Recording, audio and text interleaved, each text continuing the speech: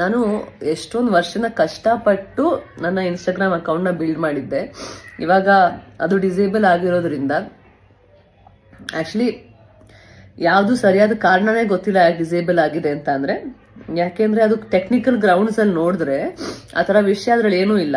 ಅದ್ರಲ್ಲಿ ಜಾಸ್ತಿ ನನ್ನ ಸೋಷಿಯಲ್ ವರ್ಕೇ ಇತ್ತು, ನನ್ನ ಸಾಮಾಜಿಕ ಸೇವೆಯ ಚಟುವಟಿಕೆಗಳು, ಮತ್ತೆ ನನ್ನ ಹೃದಯಕ್ಕೆ ಹತ್ರವಾದಂತ ಮಾತು, ವಿಷಯಗಳು, ಎಷ್ಟೊಂದು ನನ್ಗೆ ಇಷ್ಟವಾದಂತ ವಿಷಯಗಳ ಬಗ್ಗೆ ನಾನು ಚರ್ಚೆ ಮಾಡ್ತಾ ಇದ್ದೆ.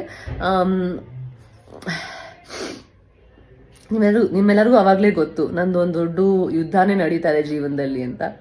ಅದ್ರ ಜೊತೆಲಿ ಇವಾಗ ನನ್ನ ಮಾತನ್ನ ಶೇರ್ ಮಾಡಕ್ಕೂ ಸಹ ನಾನು ನನ್ನ ಹಳೆ ಅಕೌಂಟ್ ಇಂದ ಮೆಸೇಜ್ ಕಳ್ಸಿದ್ರು ಯಾರಿಗೂ ಅದ್ ನನ್ನ ಅಕೌಂಟೇ ಅಂತ ಯಾರು ಗೊತ್ತಾಗ್ತಾನೆ ಇಲ್ಲ.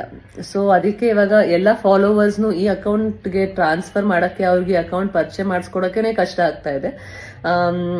ಆದ್ರೆ ನಾನು ಯಾವತ್ತೂ ಹೇಳ್ದಂಗೆ ನನ್ನ ಪ್ರಯತ್ನ ನನ್ನ ಕಡೆನ ಯಾವತ್ತೂ ನಿಲ್ಸಲ್ಲ, ಸೋಲ್ನ ನಾನು ಯಾವತ್ತೂ ಒಪ್ಕೊಳಲ್ಲ.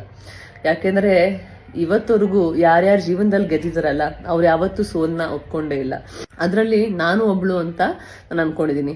ಸೊ ದಯವಿಟ್ಟು ನನ್ನ ಇನ್ಸ್ಟಾಗ್ರಾಮ್ ಅಕೌಂಟ್ ನ ಶೇರ್ ಮಾಡಿ, ಅಟ್ಲೀಸ್ಟ್ ನಿಮ್ ಫ್ರೆಂಡ್ಸ್ ಎಲ್ಲರಿಗೂ ತಲುಪಿಸಿ ಇದು ನನ್ನ ಅಕೌಂಟ್ ಅಂತ. ಅಟ್ಲೀಸ್ಟ್ ಅವ್ರಿಗೆ ಗೊತ್ತಾಗ್ಲಿಲ್ಲ ಅಂದ್ರೆ ನನ್ಗೆ ಹೇಗೆ ಅವ್ರು ತಲುಪಬೇಕು ಅಂತ ನನ್ಗೆ ತಿಳಿತಾ ಇಲ್ಲ.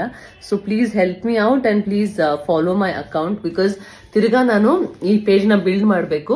ಬಟ್ ನಾನು ಒಂದು ವಿಷಯ ಯಾವತ್ತೂ ಕೇಳಿದೆ ಗೊತ್ತಾ, ಮೊದಲನೇ ಬಾರಿಗೆ ನಾವ್ ಯಾವ್ದಾದ್ರು ಒಂದನ್ನ ಕಟ್ಟಿದಾಗ, ಏನಾದ್ರೂ ಒಂದು ಬಿಸ್ನೆಸ್ ಎಲ್ಲ ಏನಾದ್ರೂ ನಾವು ಕಟ್ಟಿದಾಗ ಅದಕ್ಕೆ ತುಂಬಾ ಕಷ್ಟ ಪಡ್ಬೇಕು. ಯಾಕಂದ್ರೆ ನಮ್ಗೆ ಗೊತ್ತಿರಲ್ಲ, ಆಮೇಲೆ ತುಂಬಾ ಪ್ರಯತ್ನ ಮಾಡಿ ನಾವು ಅದನ್ನ ಬಿಲ್ಡ್ ಮಾಡಿರ್ತೀವಿ.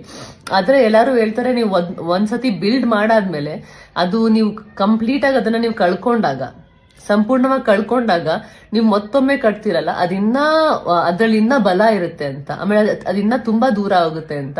ಆ ಒಂದು ಭರವಸೆಯಿಂದ ನಾನು ಮತ್ತೊಮ್ಮೆ ನನ್ನ ಇನ್ಸ್ಟಾಗ್ರಾಮ್ ಅಕೌಂಟ್ ನ ಇವಾಗ ಕಟ್ಟಬೇಕು. ಅದ್ರಲ್ಲಿ ಇನ್ನಷ್ಟು ನನ್ನ ಚಟುವಟಿಕೆಗಳು ಮತ್ತೆ ನನ್ನ ಎಲ್ಲ ಒಂದು ಏನೇನ್ ಮುಂಚೆ ನಿಮ್ಮ ಹತ್ರ ಹಂಚ್ಕೊಳ್ತಾ ಇದ್ನಲ್ಲ ಅದನ್ನ ಮುಂದೆ ನಡೆಸಬೇಕು ಅಂತ ನನ್ನ ಆಸೆ. ಸೊ ಪ್ಲೀಸ್ ಶೇರ್ ಮಾಡಿ ಮತ್ತೆ ಫಾಲೋ ಮಾಡಿ. Thank you.